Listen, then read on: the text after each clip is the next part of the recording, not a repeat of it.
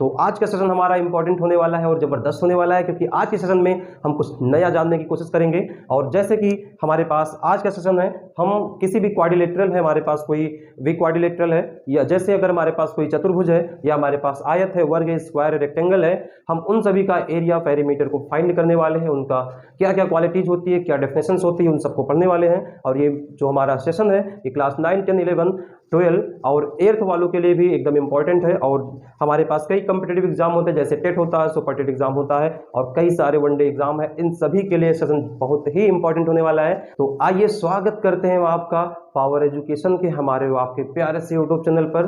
बिना देरी के हम स्टार्ट करते हैं। तो हम लोग सबसे पहले स्टार्ट करेंगे क्वाड्रिलेटरल क्या होता है। क्वाड्रिलेटरल का मतलब हो गया चतुर्भुज। चतुर्भुज की अगर डेफिनेशन बोला जाए तो हमारे पास कोई ऐसी बंद आकृति हो, चार भुजाओं से जो घिरी हो, या ऐसा बोल सकते हैं कि चार रेखाखंडों से घिरी किसी बंद आकृति को हम लोग क्या बोलते हैं, चतुर्भुज कहते हैं। तो चार रेखाखंड का मतलब हो गया कि हमारे पास कोई ऐसे हमने चार रेखाखंड ले लिया, 1 2 3 4, और इससे घिरी कोई बंद आकृति, इसे हम लोग क्या बोलेंगे, चतुर्भुज बोलेंगे। हम चाहे तो ऐसे भी बना सकते हैं। कंडीशन हमारे पास केवल एक होनी चाहिए कि जो हमारे पास आकृति मिलेगी, जो फिगर बनेगा, वो चारों तरफ से क्या है, बाउंडेड हो, बंद होना चाहिए। तो a figure bounded by 4 line segment is called quadrilateral. इसका मतलब हो गया कि चार भुजाओं से घिरी कोई बंद आकृति को हम लोग क्या बोलेंगे, क्वाड्रिलेटरल या चतुर्भुज कहते हैं। तो हमारे पास एक चतुर्भुज ABCD है। अब हम लोग इनके कुछ डेफिनेशन को पढ़ेंगे। जैसे हमारे पास पहला डेफिनेशन क्या है, संलग्न भुजा। संलग्न भुजा, संलग्न भुजा को बोलते हैं एडजेसेंट साइड। Adjacent side. अब एडजेसेंट साइड का मतलब क्या है, एडजेसेंट साइड का मतलब होता है संलग्न। सा का मतलब क्या होता है, पास पास।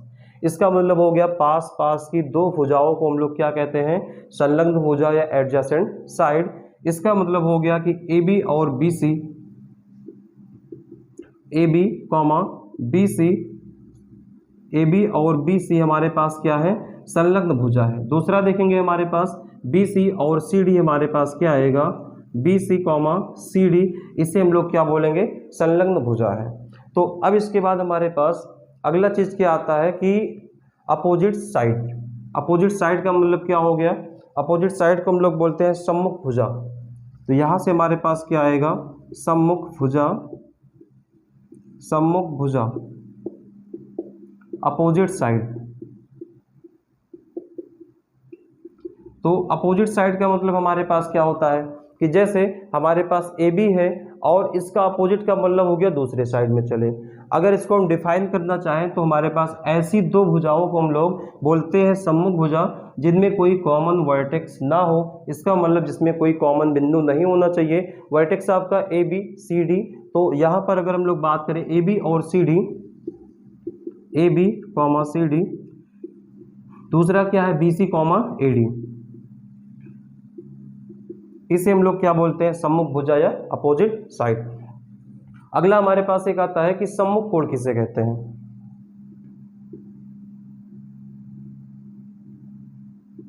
सम्मुख कोण, सम्मुख कोण को हम लोग क्या बोलते हैं, opposite angle. Opposite angle. Opposite angle का मतलब क्या होता है, अपोजिट एंगल का मतलब होता है कि आमने सामने की कोण। जैसे A का अपोजिट क्या होगा, C होगा, B का अपोजिट क्या होगा, D होगा। तो जैसे A को अगर हमें लिखना तो क्या लिखेंगे, DAB एंगल, ये हमारा एंगल का साइड होता है, एंगल DAB इक्वल होगा। अब C को लिखना तो क्या लिखेंगे, BCD, तो ये आएगा एंगल BCD। तो ये हमारा क्या होता है, अपोजिट एंगल होता है। अगर हमें लिखना है B को तो क्या लिखेंगे, ABC, और D को लिखना तो क्या लिखेंगे, ADC या DC या CDA, ऐसा हम लोग इसे लिखते हैं। अब हमारे पास संलग्न कोण, तो एक और हमारे पास बचा है, हम लोग उसको भी पढ़ लेते हैं, संलग्न कोण। तो संलग्न कोण का मतलब क्या हो गया हमारे पास, एडजेसेंट एंगल।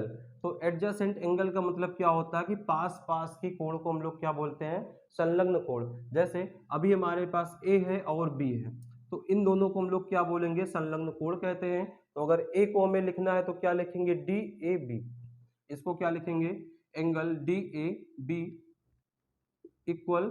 अब दूसरा हमारे पास इक्वल नहीं, कॉमा लगाएंगे। दूसरा क्या है B, इसको लिखेंगे ABC, तो ये होगा एंगल ABC। तो इसे हम लोग क्या बोलेंगे, संलग्न कोण कहते हैं। अब संलग्न कोण में क्या होता है, कोई एक साइड हमारे पास दोनों में क्या होती, कॉमन। देखो इसमें AB है और इसमें क्या है, AB। अगर एक साइड हमारे पास क्या है, यह एक हमारे पास लाइन सेगमेंट कॉमन है, तो उसे हम लोग क्या बोलेंगे, एडजेसेंट एंगल कहते हैं। तो इस प्रकार हमने क्वाड्रिलेटरल चतुर्भुज के बारे में जो छोटी छोटी चीज है उनके बारे में चर्चा कर ली। अब हम लोग पढ़ते हैं जो हमारे पास चतुर्भुज होता है कितने टाइप से होता है, उनके फार्मूले क्या होते हैं। तो आइए हम लोग चर्चा करते हैं इसके आगे। तो चतुर्भुज के प्रकार में हम लोग पढ़ेंगे। चतुर्भुज जो होता है वो 5 प्रकार का होता है। इसमें सबसे पहला हमारे पास है समलंब चतुर्भुज, जिसे हम लोग बोलते हैं ट्रेपेजियम।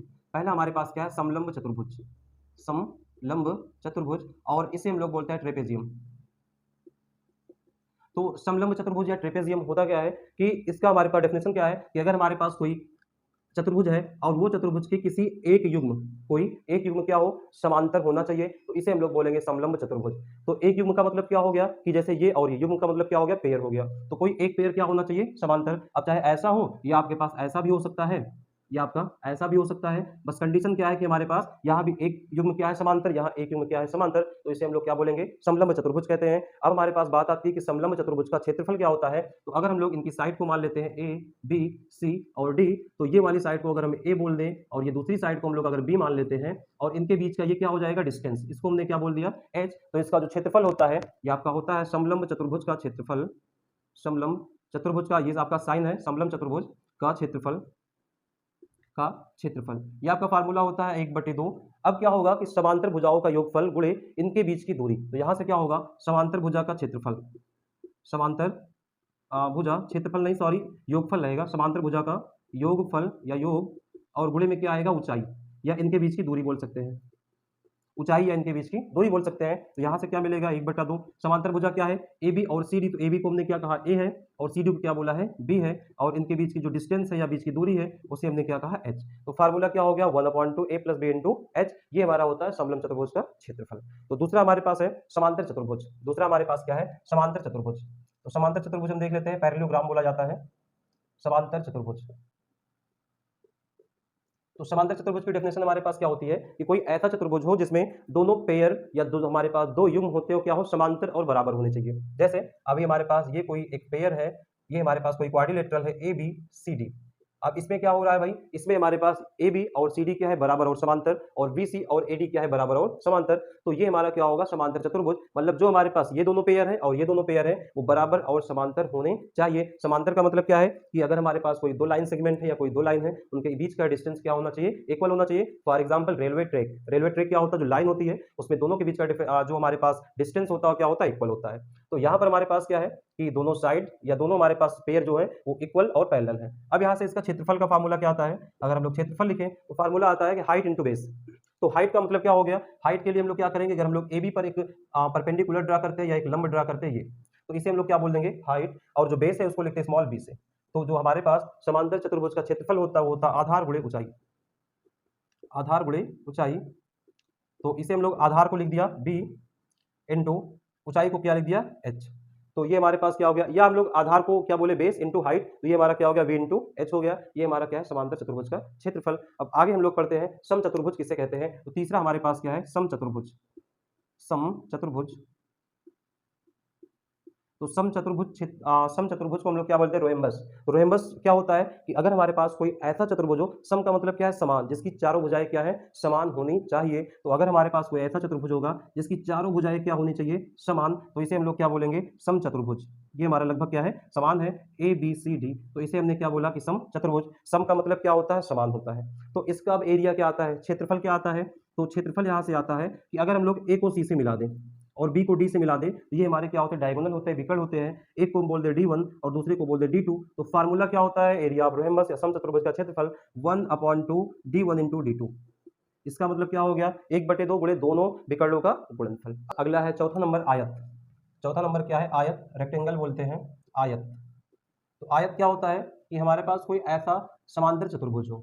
समांतर का मतलब क्या हो गया कि ये दोनों बराबर और क्या होंगी, समान होंगी, और चारों इनके एंगल जो होंगे वो 90 के होंगे। तो यहां से क्या आएगा, हमने बोला ए बी सी डी हमारे पास क्या है, एक एबीसीडी हमारे पास एक ऐसा चतुर्भुज है जो क्या है, समांतर है, और एक कंडीशन है कि इसके जो चारों एंगल है वो क्या होने चाहिए, 90 के। तो इसे हम क्या बोलेंगे, ये हमारे पास जो फिगर है ये आयत है, और यहाँ से अगर आयत की लंबाई हम l मान ले, चौड़ाई b मान लेते हैं, तो क्षेत्रफल क्या होता है, ये आपका होता है l × b, मतलब लंबाई गुणे चौड़ाई। इसके बाद परिमाप, पेरीमीटर क्या होता है, ये आपका होता है 2 in the bracket l plus b, और एक होता है बिकर्ड डायगोनल, ये आपका होता है formula square root of l square plus b square, इसका मतलब हो गया अंडर रूट लंबाई स्क्वायर प्लस चौड़ाई स्क्वायर। तो इतनी हमारे पास जानकारी थी आयत के बारे में। और जो लास्ट और पांचवा हमारे पास बचता है ये हमारे पास है वर्ग। तो वर्ग को हम लोग कैसे डिफाइन करेंगे? अब हमारे पास कोई ऐसा समचतुर्भुज लेंगे। समचतुर्भुज का मतलब क्या हो गया कि जिसकी चारों भुजाएं क्या हैं, बराबर है।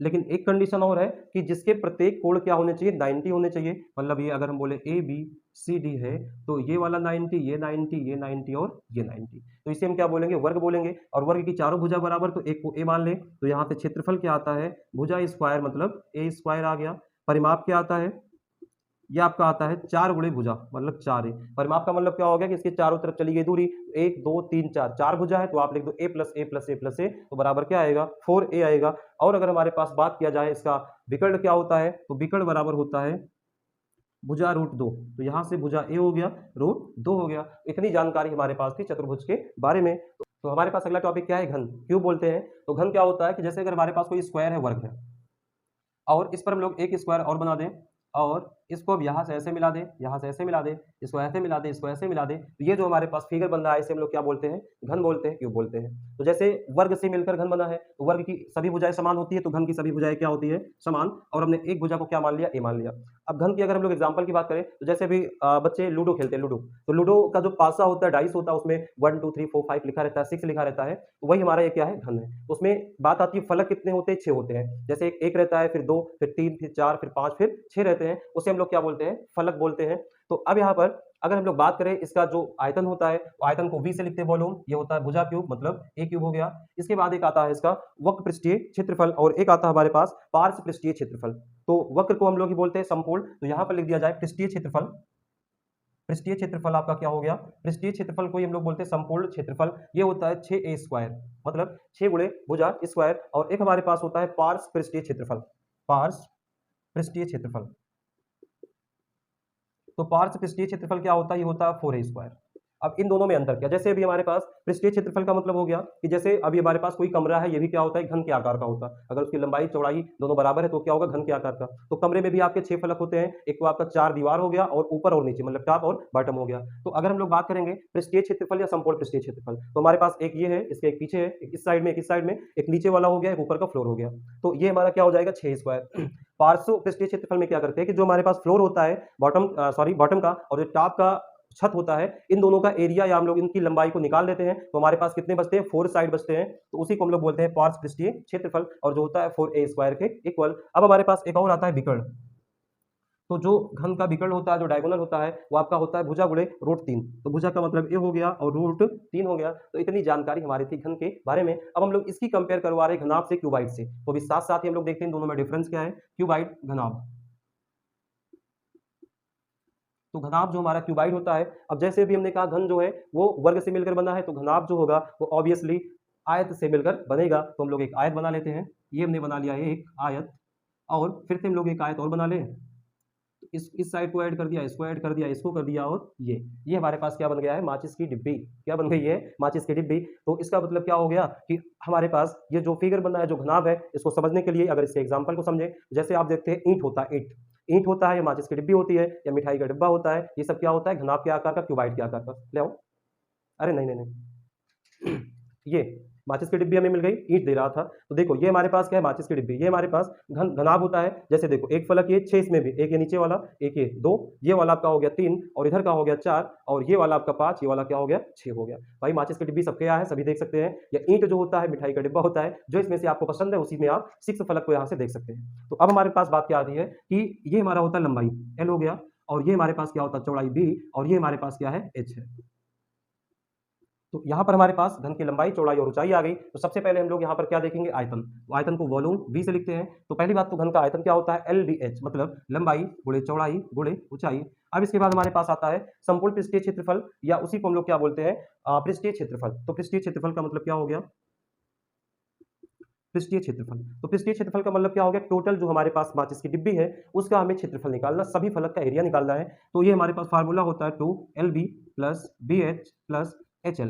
इसका मतलब हो गया, देखो इसको लिखना आपके पास आसान है। जैसे हमारे पास साइड है LBH, है। तो हमने सबसे पहले देखो आपके पास कितने फलक होते हैं, 6 होते हैं, तो सबका एरिया निकालेंगे। तो एक बार आपका l b plus b h plus h l, एक बार आपका क्या आएगा एल बी, फिर आपका बी एच, फिर क्या आएगा एच एल आएगा। मतलब आपका एक क्रम से चल रहा 1 2 3 1 2 3, ऐसा बोल दे 1 2 3, तो 1 2 2 3 और 3 1 आपका फार्मूला बन रहा है। आप ऐसे इसको याद कर सकते हैं। अब इसके बाद हमारे पास आता है पार्श्व पृष्ठीय क्षेत्रफल।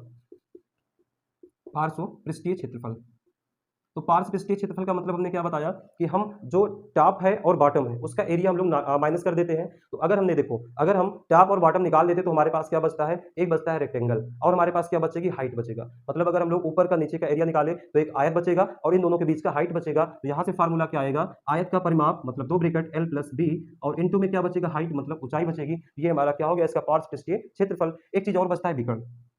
तो विकर्ण का मतलब क्या हो गया, square root of l square plus b square plus h square. इसका मतलब क्या हो गया कि जो घन आपका विकर्ण होता है वो लंबाई स्क्वायर प्लस चौड़ाई स्क्वायर प्लस ऊंचाई स्क्वायर होता है। आपसे कई बार एग्जाम में पूछा गया है कि अगर हमारे पास कोई घनाभ दिया है जिसकी लंबाई चौड़ाई ऊंचाई कुछ 10 5 18 मीटर है, तो सबसे लंबी भुजा बताओ। तो सबसे लंबी भुजा का मतलब क्या आपको पता करना है, उसका विकर्ण उसका डायगोनल पता करना है। तो सिंपली आप इस फार्मूले पर वैल्यू को रखेंगे और आपको आंसर मिल जाएगा। तो अब हम लोग इसके आगे पढ़ते हैं, वेलन सिलेंडर क्या होता है।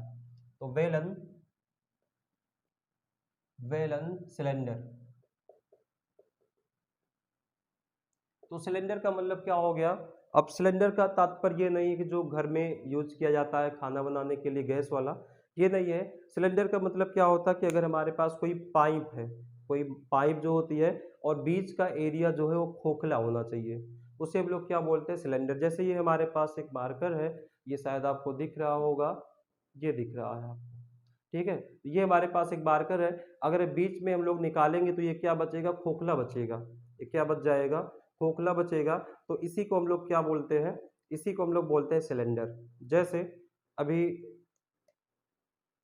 निकल जा, ये देखो, अब हमारे पास ये, इसको हमने निकाल दिया, ये आपकी जो है इसको निकाल दिया, तो ये अंदर का जो एरिया हो क्या है, खोखला है, तो इसे हम लोग क्या बोलते हैं, सिलेंडर बोलते हैं। तो हम लोग पढ़ते हैं, इसके बारे में जानकारी करते हैं, सिलेंडर होता क्या है, इसके वॉल्यूम क्या होते हैं, इसके लेटरल एरिया क्या होती है और इसकी टोटल सरफेस एरिया क्या होती है। तो सबसे पहले हम लोग बात करेंगे, फिगर प्यारा सा बना ले, हम इसे क्या बोलेंगे, इसे प्यारे बच्चों बोलेंगे सिलेंडर। ये हमारे पास क्या है, सिलेंडर।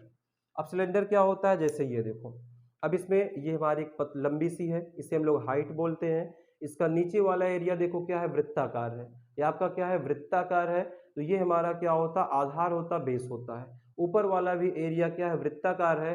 तो ऊपर और नीचे का जो बेस होता है वो कैसा होगा, वृत्ताकार, सर्कुलर टाइप का। तो यहाँ से हमारे पास ये जो आधार है दोनों, ये हमारे पास क्या है, वृत्ताकार है। और अगर यहाँ से हम इसका एक एक्सिस खींच दें और ये वाली दूरी जो होती है ये बोली जाती है रेडियस। ये क्या बोला जाएगा, त्रिज्या। तो जो रेडियस है उसे लिखते हैं स्मॉल आर से, त्रिज्या हो गया। और ये दूरी हमारे क्या, हाइट, मतलब ऊंचाई, किसकी ऊंचाई, सिलेंडर की ऊंचाई, वेलन की ऊंचाई। तो ये हमारे पास हो गया त्रिज्या, हो गया ये हो गया ऊंचाई। तो यहाँ से आयतन सबसे पहले आता है, वेलन का आयतन, ये होता है पाई आर स्क्वायर एच। मतलब क्या हो गया कि पाई आर स्क्वायर एच का मतलब, पाई आर स्क्वायर क्या है, ये वृत्ताकार जो एरिया है इसका क्षेत्रफल गुणे में ऊंचाई। वृत्ताकार क्षेत्रफल या वृत्ताकार एरिया का क्षेत्रफल गुणे ऊंचाई, ये टोटल क्या होगा, आयत, जो हमारे पास बेलन है उसका आयतन होगा। दूसरा चीज क्या है, वक्र पृष्ठ। वक्र पृष्ठ, वक्र पृष्ठ जो होता है, हमारे पास जो वृत्ताकार एरिया है उसका परिधि निकाल ले गुणे ऊंचाई। तो परिधि क्या होती है, 2 पाई आर, वृत्त की परिधि 2 पाई आर, ऊंचाई क्या है एच। तो यहाँ से मिलता है 2 पाई आर इंटू एच। अब इसके बाद हमारे पास क्या बचता है, संपूर्ण क्षेत्रफल। तो संपूर्ण क्षेत्रफल में हम लोग क्या लिखेंगे, संपूर्ण क्षेत्रफल, संपूर्ण क्षेत्रफल।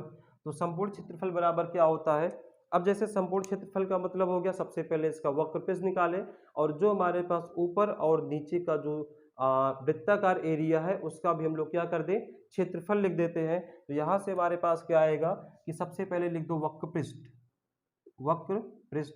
तो वक्र पृष्ठ का मतलब क्या हो गया, ये वाला किनारा वाला एरिया और नीचे का, और प्लस में क्या आ गया, ये वाला दो सिरे हमारे क्या है, वृत्ताकार, इसका क्षेत्रफल।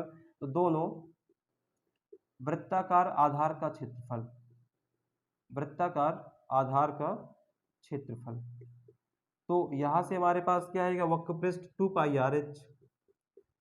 आर एच, और दो वृत्ताकार है तो 2 और पाई आर स्क्वायर। तो यहाँ से अगर हम लोग 2 पाई आर कॉमन करेंगे, 2 पाई आर, तो हमारे पास यहाँ h बच गया और यहाँ क्या बचेगा, r। तो ये क्या आ गया, 2 pi R into H plus R. तो ये सिंपली बेलन का क्या है, वॉल्यूम हो गया, लेटरल सरफेस एरिया हो गया और टोटल सरफेस एरिया हो गया। अब हम लोग बात करेंगे कोण, जो कि हमारा लास्ट टॉपिक है, जिसे बोलते हैं शंकु। तो देखिए ये बड़ा ही इंटरेस्टिंग टॉपिक है, शंकु। इसे बोलते हैं कोण। तो कोण जो है सभी बच्चे कभी ना कभी या अपने आसपास कहीं ना कहीं देखे हैं। जैसे अगर हम लोग बात करें कि जो एक कोण वाली आइसक्रीम भी आती है, तो कोण टाइप का रहता है, उसी को हम लोग क्या बोलेंगे, सिंपली कोण बोलते हैं। या अभी हम लोग क्या होता है, बर्थडे में जो बच्चे टोपी लगाते हैं, गोल वाला ऐसे रहता है, उसे हम लोग क्या बोलते हैं, कोण बोलते हैं, शंकु बोलते हैं।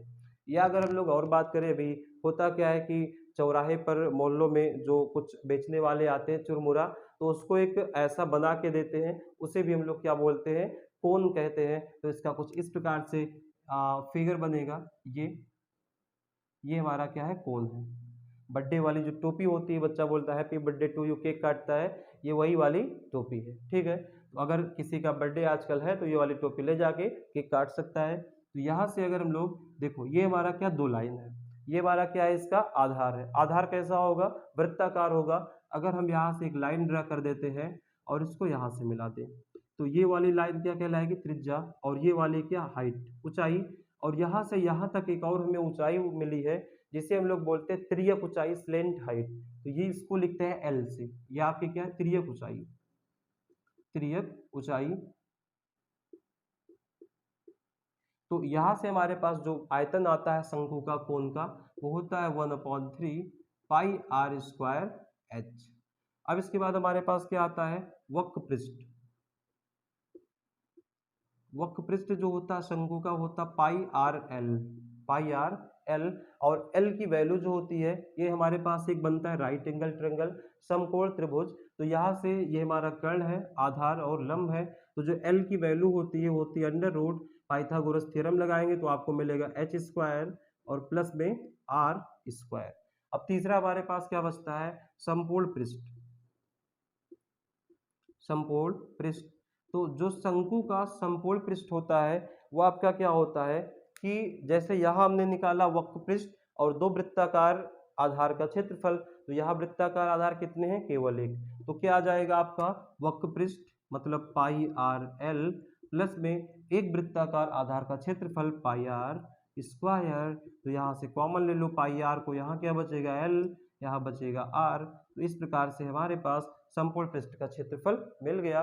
तो उम्मीद करते हैं कि आपको ये वीडियो बड़ा ही यूजफुल होगा आपके लिए। और अगर वीडियो आपको समझ में आ रहा है तो आप लाइक करें, सब्सक्राइब करें चैनल को, और वीडियो को ज़्यादा से ज़्यादा शेयर करें। तो मिलेंगे किसी अपने नेक्स्ट धमाकेदार वीडियो में। तो तब तक के लिए आप हंसते रहिए, मुस्कुराते रहिए, पढ़ाई करते रहिए। जय हिंद।